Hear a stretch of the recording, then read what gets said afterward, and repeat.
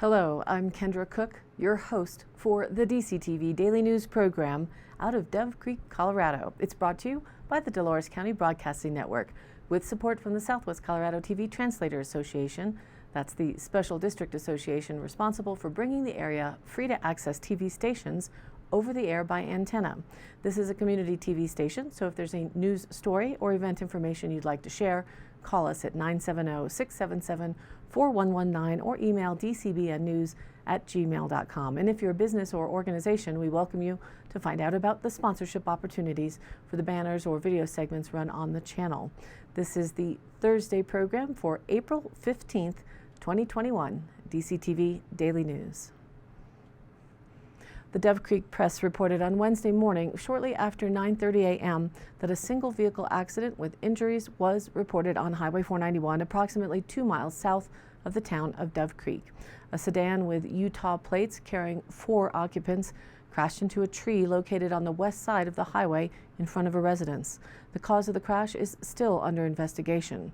One female passenger was airlifted from the scene via Flight for Life. The male driver and 2 minor children passengers were transported via ambulance to Southwest Memorial Hospital. Conditions on the children and adult male have not been released. The passenger, who was airlifted later, succumbed to her injuries. The Dolores County Sheriff's Office, Dove Creek Fire Department, Dove Creek Ambulance, Dolores County Office of Emergency Management, Colorado State Patrol, Colorado Department of Transportation, and Flight for Life were among the responders on the scene. The accident involved the need for extrication, and due to the location, traffic on Highway 491 was alternating traffic to just one lane to allow for responders to work, and eventually traffic was stopped completely to allow for the helicopter to land. The traffic backed up as far as DK Ag and Auto before it eventually cleared. The press and DCTV joined the community in prayers and condolences for the survivors of the crash and the friends and family mourning their loss. We would also like to express our gratitude for our hardworking first responders and their dedication to the service of the community and those traveling through. And now, let's take a look at our local weather into the weekend. Today, more winds with isolated showers and thunderstorms possible this afternoon. Mostly sunny and a high near 54 degrees. The south winds 10 to 15 miles an hour will be coming more like 15 to 20 miles an hour in the afternoon, with gusts to 30 once again. The chance of precipitation is just 20%. And tonight, again, a 20% slight chance of rain showers before 8 p.m., then a slight chance of it shifting to snow showers between 8 and 10. Partly cloudy with a low around 29, with west-northwest winds 5 to 10 miles an hour becoming north after midnight, which will bring in some more cold air. Friday, mostly sunny and a high near 52 degrees with north winds around 10 miles an hour. Friday night, partly cloudy and a low around 30 with northwest winds 5 to 15 miles an hour becoming northeast after midnight. Into the weekend, Saturday, we're looking at a 40% chance for showers and thunderstorms in the afternoon with partly sunny skies and a high near 52. Northeast winds 5 to 15 miles an hour become south-southwest again later in the morning, with Saturday night partly cloudy and a low around 30 degrees.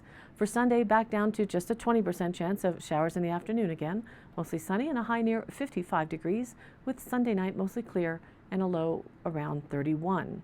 Into next week, Monday sunny and a high near 59, Monday night mostly clear, a low around 33, and these are projections at this point.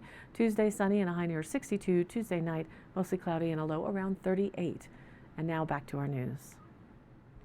In the midst of what is an upside-down world in so many ways right now, and significant problems of mental health across age groups is a result of the Project COVID-19 restrictions, fear-mongering, and lockdowns, now another lethally stupid, quote, game shared online has come to all sizes of schools and school-age kids. It's called the Blackout Game, really, or the Blackout Challenge. And here's an AP article reporting that a Colorado boy dies after taking part in the Blackout Challenge. They write, a 12-year-old Colorado boy who was hospitalized after his family said he tried a TikTok challenge that dared people to choke themselves until they lose consciousness. He has died. Joshua Haliesus died last Saturday, according to an obituary published online by Ollinger Hampton Mortuary and Cemetery in Denver. He was admitted to Children's Hospital, Colorado on March 22nd and was taken off life support after 19 days, according to a GoFundMe page dedicated to raising money for Joshua's medical and now funeral expenses. Haley Jesus' twin brother found him passed out in the bathroom of his family's home in the suburb of Aurora on March 22nd. KCNC-TV reported that doctors told relatives the boy was brain dead. Joshua's father, Haley Jesus Zerihun, told the station that a few days before his son was found unconscious, he bragged to his brother about being able to hold his breath for a minute. The so-called blackout challenge on TikTok dared users to choke themselves until they pass out. Unbeknownst to his parents, Joshua had been playing this dangerous game completely unaware of the risks involved, the GoFundMe page said. Joshua's family hopes their story will inspire others to talk about any games or any challenges that could cause serious injury. Quote, "I don't know why people would do such things," Zerahun told KCNC. "This is not a joke. This is not a thing to play with." TikTok has expressed, quote, "profound sympathies for the boy and his family." Quote, "At TikTok, we have no higher priority than protecting the safety of our community, and content that promotes or glorifies dangerous behavior is strictly prohibited and promptly removed, apparently not in time, to prevent it from becoming a trend on our platform," the company said in a statement last month. Searches on TikTok for hashtag blackout challenge returned no results. A note said the phrase may be associated with behavior or content that violates the site's guidelines. A funeral service for Joshua is scheduled for Monday. Please, as parents and grandparents, friends and fellow humans, help our youth to be guided to make sound decisions on a daily basis, wherein hurting yourself for a game challenge is never to happen to another child again. Shine a light on this darkness so the cockroaches have to scatter back into the dark. And Colorado lawmakers consider bills to cover public benefits, unemployment, regardless of immigration status.